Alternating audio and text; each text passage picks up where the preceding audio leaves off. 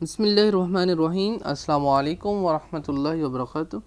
जी तो स्टूडेंट्स, हमारी lecture number 42 है और इस लेक्चर में हम डिस्कस करने जा रहे हैं जी image location by spherical mirror formula. तो चलिए बुक की जाने बढ़ते हैं। लिखा हुआ जी, how can we tell about the nature of image. कहता है हम जो है वो इमेज की नेचर उसके बारे में कैसे बता सकते हैं कि भाई वेदर इमेज इज़ रियल, कि इमेज रियल होगा और इमेजनरी, या फिर हमारे पास इमेजनरी होगा, गैर हकीकी होगा, ठीक है, इन्वर्टेड होगा या फिर डायरेक्ट होगा, उल्टा होगा या सीधा होगा। मतलब फॉर्म्ड इन अ मिरर, तो मिरर के अंदर जो हमारे पास इमेज बनेगी वो किस तरह की होगी, इसके बारे में हम कैसे बता सकते हैं। How we can tell about the size of the image compare with the size of the object. तो हम कैसे बता सकते हैं इमेज के साइज़ को, कि हमारे पास जो है इमेज के साइज़ क्या होगा और उसका मुकाबला करवा सकते हैं उसके असल साइज़ के साथ कि भी ऑब्जेक्ट कितना था और जो इमेज बनी है वो कितनी है। To answer these questions one method is graphically. एक मेथड तो है जी ग्राफिकली, आप ग्राफ बनाएं, उसको देखें कि भी रे इधर से आई, इतने एंगल पे मुड़ी और यहाँ पे इसका इमेज बना। और रे डायग्राम या फिर रे डायग्राम है, कैसी है वो आपको दिखाते हैं। But we can also answer these questions by using a mathematical formula called the mirror formula defined as. तो उससे पहले आपको रे की डायग्राम दिखाते हैं और उसमें से आपको बताते हैं कि किस तरह से इनके जो नेम है, डिस्टेंस कैसे लिए गए हैं और कैसे फार्मूला जो है वो बनाया गया है। ठीक है, तो देखिए जी, ये हमारे पास आपको एक रे नज़र आ रही है, रे डायग्राम इसे बोलते हैं। और इसमें आपको जो है वो कनकेव मिरर नज़र आ रहा है, ठीक है। और कनकेव मिरर के सामने ये देखें, ये पड़ा हुआ है ऑब्जेक्ट, ग्रीन कलर का ये जो एरो है ये ऑब्जेक्ट है। अब भाई हम ऑब्जेक्ट की जगह पे एरो ही क्यों लगाते हैं, ये वाला देखें ना, जैसे ये एरो लगा हुआ है। तो भी एरो लगाने का मकसद ये होता है कि अगर इसकी सीधी इमेज बने तो इमेज जो है जब सीधी बनेगी, फ़र्ज़ करें मैं बनाता हूँ, तो इसमें एरो का हेड भी ऐसे होगा तो पता चल जाएगा भी सीधी बनी है। तो अगर इमेज उल्टी बनेगी तो एरो जो है वो नीचे को हो जाएगा और पता चल जाएगा कि जो इमेज है हमारे पास इन्वर्टेड है, उल्टी बन गई है। ठीक है, तो लिहाजा इससे हमें इजीली पता चल जाता है और पिक्चर में भी, पिक्चर देखने वाले को भी और बनाने वालों को भी आसानी रहती है। अगर हम फ़र्ज़ करें इसकी जगह पे, ऑब्जेक्ट की जगह पे एक सिंगल लाइन ले लेते, फिर इधर भी सिंगल लाइन बन जाती, तो हमें क्या पता चलता है भी कैसी इमेज बनी है, सीधी बनी है, उल्टी बनी है। तो लिहाजा इसलिए हम एरो लेते हैं ऑब्जेक्ट की जगह पे। अब भाई ऑब्जेक्ट की जगह पे एरो ले लिया, इमेज जो है इतनी बड़ी सारी बन गई और नीचे इन्वर्टेड बनी है। ठीक है, तो अब हमारे पास ये नेम्स देखने हैं हमने कि किस तरह इनके नेम्स किस तरह से जो है वो हैं हमारे पास। तो ये देखें जी, जो हमारे पास सबसे पहले है पी। पी क्या होता है हमारे पास, डिस्टेंस होता है ऑब्जेक्ट का मिरर के साथ। ठीक है जी, ऑब्जेक्ट डिस्टेंस है पी। अब ऑब्जेक्ट डिस्टेंस कैसे है भाई, ये देखिए हमारे पास ऑब्जेक्ट से लेके मिरर तक का जो फासला है, ठीक है, तो इसको शो करवाने के लिए उसने देखे मिरर की जो पोल है वहाँ से ये वाली डॉटेड लाइन लगाई हुई है और जो मिरर का ऑब्जेक्ट है उससे नीचे ये देखें डॉटेड लाइन आ रही है। तो दोनों डॉटेड लाइन को नीचे तक लेकर आया और फिर ये वाला उसने बताया कि भाई ये आपके पास मिरर के पोल से लेके ऑब्जेक्ट तक का जो डिस्टेंस होगा वो कितना होगा आपके पास पी, यानी यहाँ से लेके यहाँ तक। ठीक है, सीधी सीधी लाइन लगानी है बिल्कुल। ठीक है, ये वाला डिस्टेंस जो है आपका ये कितना है, पी है। ठीक है, ये थोड़ी सी आगे लाइन लगी है तो आपने जस्ट यहाँ तक पोल तक लगानी है। ठीक है, तो उसके बाद जनाब एफ़ क्या होता है, एफ़ होगा हमारे पास जो इसका हमारे पास फोकल लेंथ है।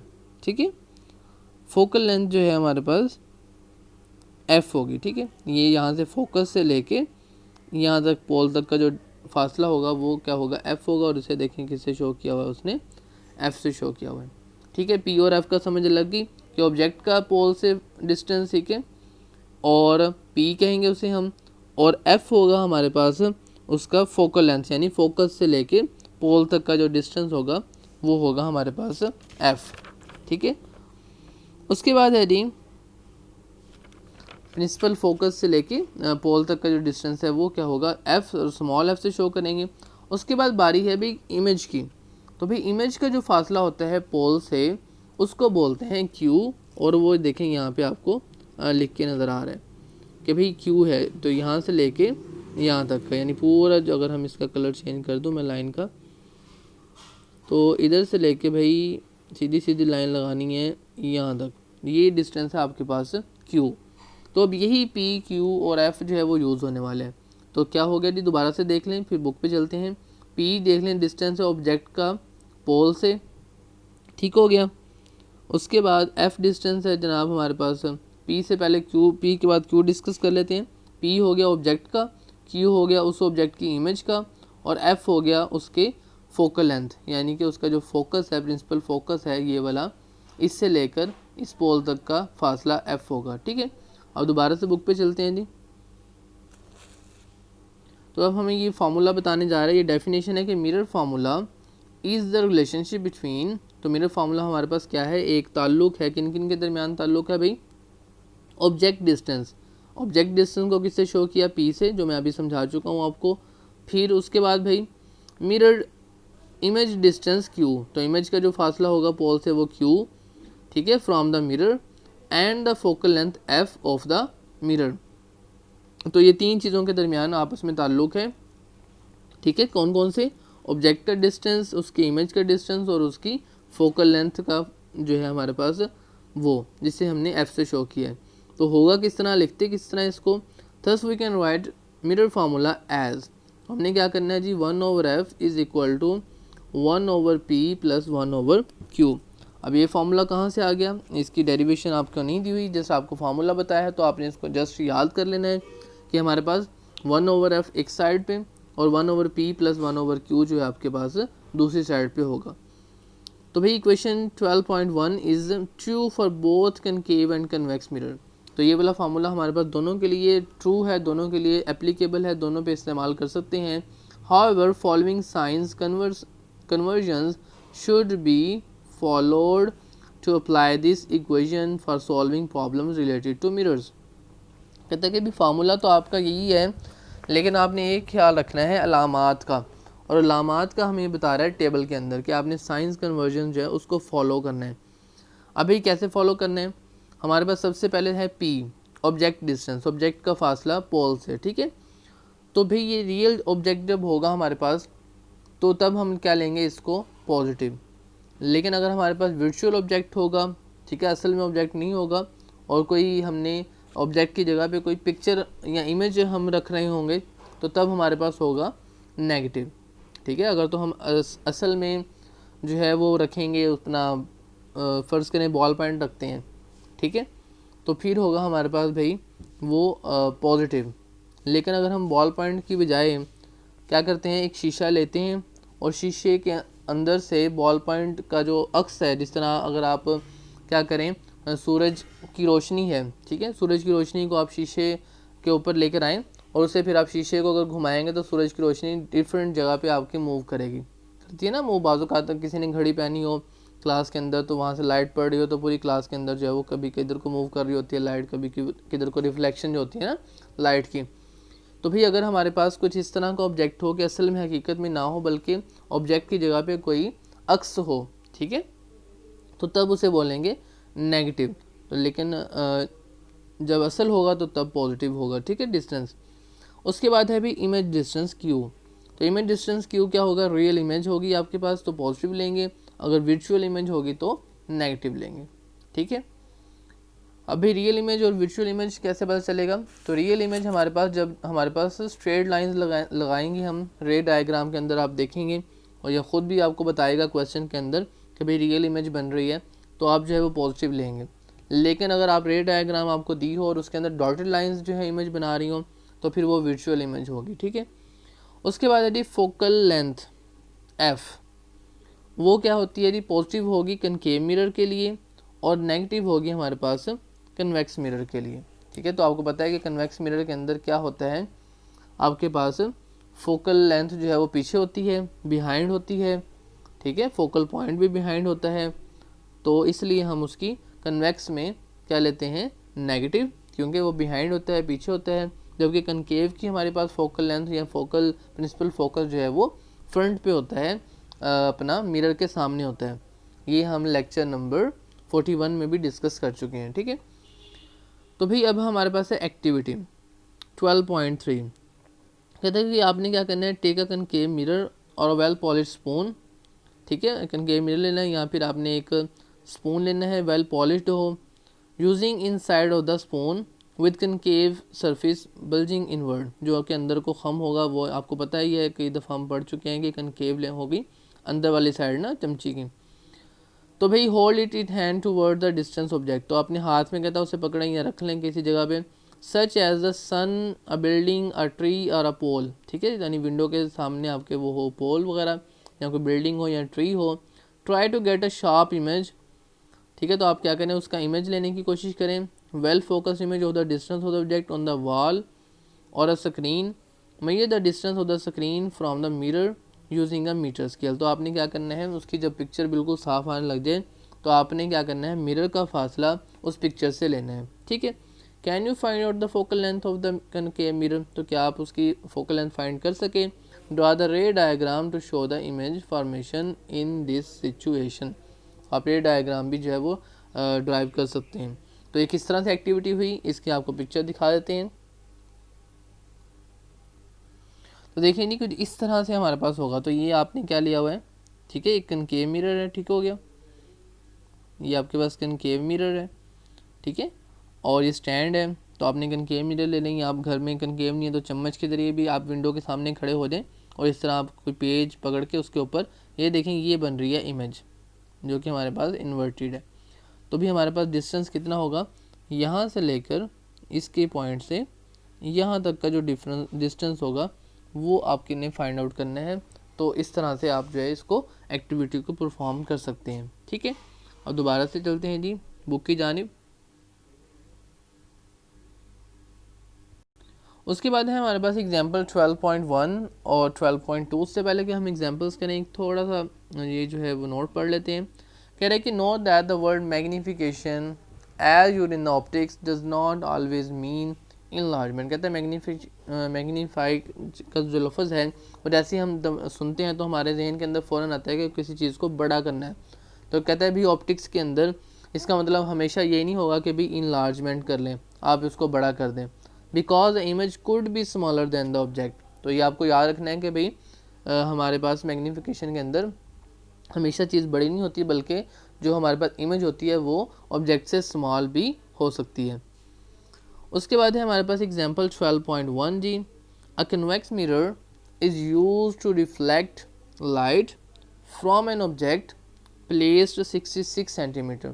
तो भाई जैसे ही अब 66 सेंटीमीटर आया और उसने बताया कि ऑब्जेक्ट का फासला है, तो फ़ौरन से आपको याद आ जाना चाहिए कि ये हमारे पास P की वैल्यू है, ठीक है। The focal length of the mirror is 46 centimetre, तो 46 फोकल लेंथ है, तो ये F की वैल्यू है। अब चूंकि हमारे पास जो है वो मिरर कौन सा है, कन्वेक्स मिरर है, तो कन्वेक्स मिरर की फोकल लेंथ देखें क्या होगी भाई, नेगेटिव। देखिए यही लिखा हुआ था ना कि फोकल लेंथ नेगेटिव होगी किसकी भाई, कन्वेक्स मिरर की। तो जैसे ही आपने देखा कि भी फोकल लेंथ का जिक्र हुआ और है भी कन्वेक्स मिरर, तो ऑटोमेटिकली आपको ध्यान में आना चाहिए कि हम इसको क्या लेंगे, नेगेटिव लेंगे। तो इट मीन्स कि ये कितना इंपॉर्टेंट है टेबल। तो इससे आपको अंदाज़ा हो गया कि आपने इसको याद करना है अच्छे से, ताकि न्यूमेरिकल्स के अंदर आपका अलामात जो है वो दुरुस्त तरीके से पुट कर सकें। तो भी सोल्यूशन है, सोल्यूशन के अंदर उसने बताया कि given P is equal to 66 centimetre and F is equal to -46 centimetre. अब माइनस क्यों लिया है, क्योंकि हमारे पास ये कौन सा मिरर है, कन्वेक्स मिरर होने की वजह से नेगेटिव साइन लिया है। अब फाइंड क्या करना है भाई, अपना find the location of the object. तो लोकेशन ऑफ ऑब्जेक्ट का जो डिस्टेंस है मिरर से वो क्या कहलाता है, Q। तो बेसिकली हमने Q फाइंड करना है। अब भाई असल फार्मूला क्या था आपके पास, ये वाला था असल फार्मूला कि 1/f is equal to 1/p plus 1/q। तो जो चीज़ हमने फाइंड आउट करनी होगी उसे हम एक तरफ रखेंगे, बाकी दूसरी चीज़ों को, दूसरी वैल्यूज़ को सेकेंड जो है वो शिफ्ट कर देंगे दूसरे हैंड साइड पे।